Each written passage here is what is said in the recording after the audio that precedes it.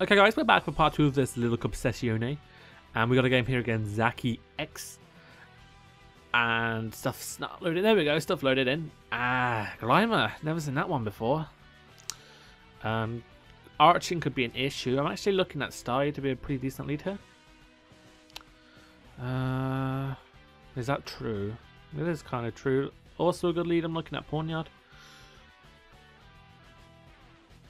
I'm looking to get rid of Elekid and Grimer with Diglett, so that's great. A lot of trapping potential.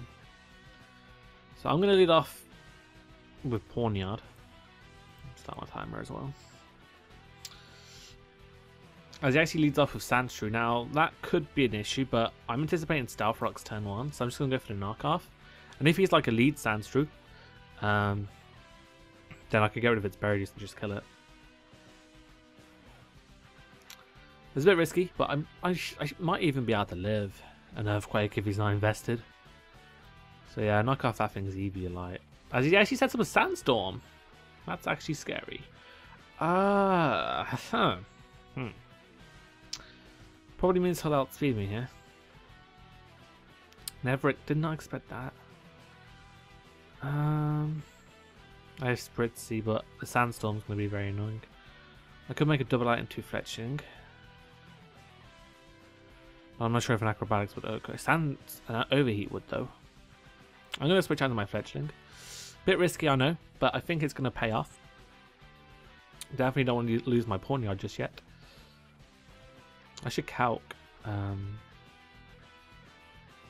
me see if this goes. Yeah, it works. So I'm actually going to do a quick calc because I've never seen this in action. No, not fletching though. Fletchling. Hopefully I killed it.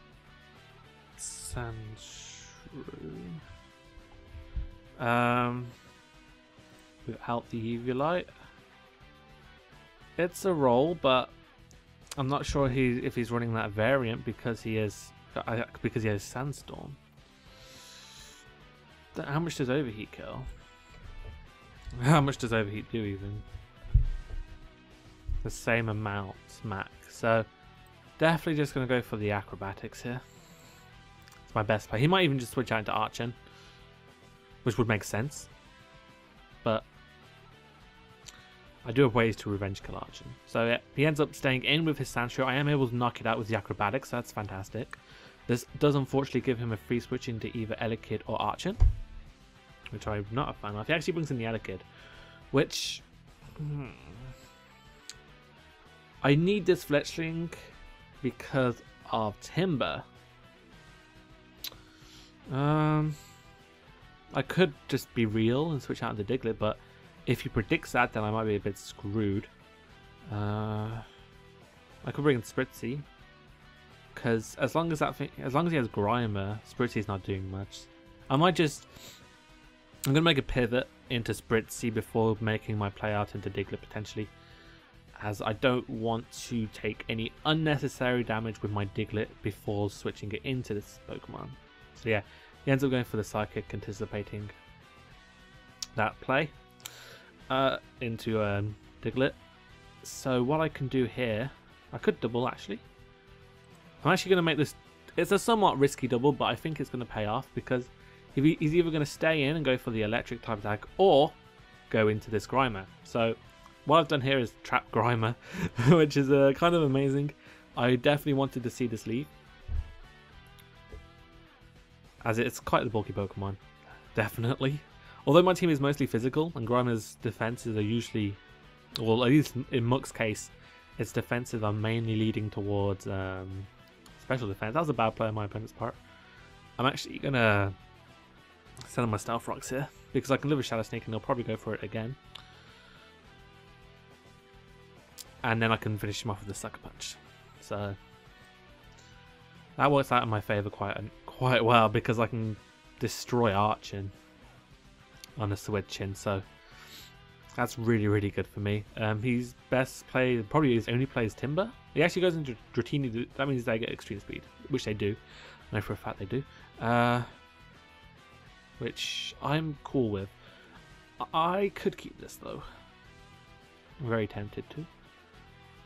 I'm actually going to switch out to my Pawnyard.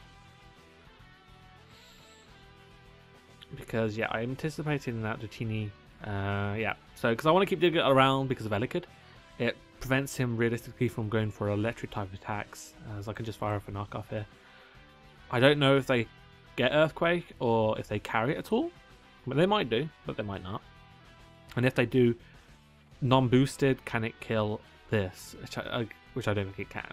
So, okay, I awesomely get rid of the Eviolite of this Timber, meaning that Fletchling is going to have a much nicer time. But for the time being, I'm just going to switch out into my Staryu, just in case. I don't want him going for the Map Punch on my Pawniard. Switching into Starmie is my best middle ground play. And I'm just going to fire off a Psychic, see how much damage I can do to this thing. I might be able to knock it out, but if he's a bulk up variant, then he's obviously got some investment in special defense, because most would do. But without his Eviolite, not as bulky, so I'm able to knock him out. Sweet. Starly's actually done its job, so I'm actually tempted to sack this. I'm just going to go for the Scald, because I don't need this anymore. It's not out Timber. I actually don't really need Fletchling anymore, so, you know, 2 Pokemon kind of useless on my team. Although Staryu could be used, I'd rather just sack it. And I get the switch advantage here. He might just go into Arch and...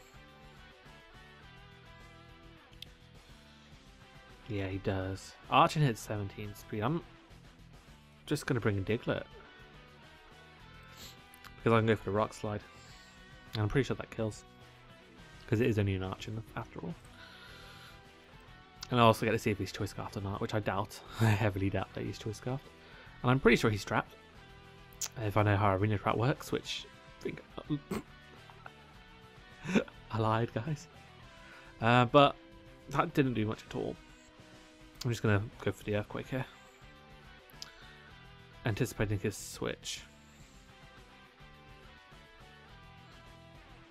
Not his switch, it's like prediction of me going for a me predicting my switch out, expecting the extreme speed. That's what I meant to say. Diglett's looking to do a little bit of a late game sweep here, as he actually leaves. So yeah, it confirms the fact that I sweep him. So that was a really good game. I'm not sure how long it was, probably about 7 or 8 minutes. I could go for another game in this session, so yeah, I'll get another game real quick as we see what happens with this, because he's left. Okay, it's on the timer, so what I'll do, I'll pause until we get this second game in this part 2. So BRB. Okay guys, we've got one here in this on a different screen, but I'm just getting my victory here, so I just get my points, and there we have them. So we'll close that, we'll open up this window, and here we go. We got one against this team. Very interesting. I haven't seen half these Pokemon. I haven't seen Algym in a while. A Bronzong is mini form. Bronzor is very rare. Haven't seen Bergmite. Haven't seen Barbarous yet, but that's probably Dragon Dance. And Cacnea I haven't seen around. Is that just normal grass? Well, not normal grass, just grass on itself and not grass dark. I don't know. I think it is. So Pawniard is actually a really good lead because it hits 3 members of his team for super effective damage. So let's see what he leads with. Sweet. That's cool. I do want to scout for the hidden power fighting though. So I'm going to switch out into my Spritzee. I don't want to... Well... Yeah. It's better to be safe than sorry at this point in the game. No reason to risk anything that I don't need to, especially when he has a Focus Sash potentially.